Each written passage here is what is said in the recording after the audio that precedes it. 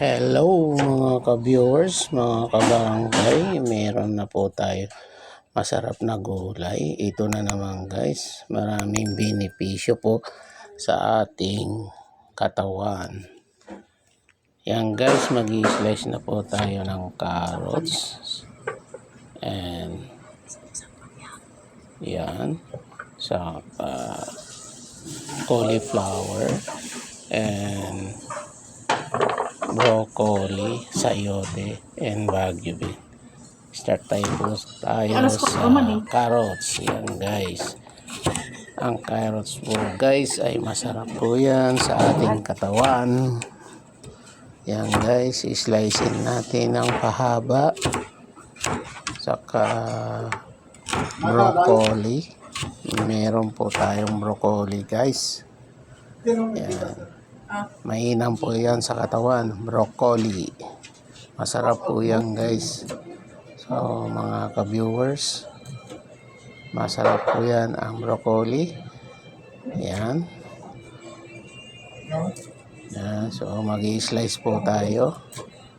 Ito po ang ating gulay, vegetable veggie. Yan. Steam po ang pagkaluto to guys, steam veggie. Masarap po ito guys. Ayan. Broccoli. Yan. I-slicein natin. Cut lang natin ng 3 cut. Ayan. Ito na guys ang ating broccoli. Ito naman guys cauliflower. Ayan. I-slicein natin ang cauliflowers mga ka-viewers. Mga ka-viewers, ito na po. Yan. Cauliflower. Yan. Ikakat lang natin para maganda ang pagka-cut. Yan. Ganito lang guys ang pag tayo ay gumawa ng vegetable veggies. Yan, ganyan lang guys. Ang luto to guys is steam veggies. Less cholesterol. Dahil hindi po tayo gumamit ng mantika. Wala po tong sahog guys. Pure vegetable. Yan. So, panoorin nyo lang mula una hanggang dulo guys. At mayroon po kayong matutunan kahit konting kaalaman. Ang ganyan lang guys. Ikakat lang. Yan ang cauliflower. Parang pagkat din ng broccoli.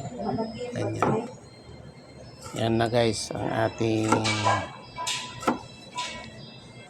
Yan. Ito na guys yung ang ating gulay. Yan, steam na po ito. I-steam natin ng mainit na tubig. Papakulo tayo ng mainit. Tapos ilalagay natin dyan. Tapos i-drain natin para matanggal po yung ating tubig. Yan guys. Naka-steam na po yan. Ito na po. Nakalagay na po sa strainer. Dry na po ito dahil na-steam na po. Ayan. Ganyan lang guys. So, yan. Ang sahog lang to guys sa pampalasa is Knorr. Chicken Knorr. No oil yan guys No oil. Ganyan lang guys dinurog yung Knorr bago ilalagay ang ating vegetable.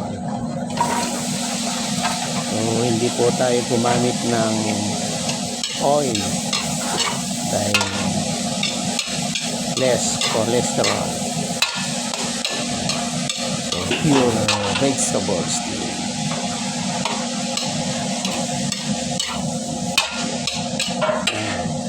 Lagyan na lang natin ng konting pampalasa. Yan lang po ang ingredients, yung pampalasa lang. halo-haluin lang natin para yung lasa ay yan. Tapos na po, ilalagay natin sa pan. Yan. Ganyan lang guys ang paggawa ng vegetable, na steam vegetable. Simple lang guys, may ulam ka na, less cholesterol pa, healthy pa. Yan. Ganyan lang guys ang ating procedure, ang paggawa ng steam vegetable. Ganyan guys, ito na po inilalagay natin.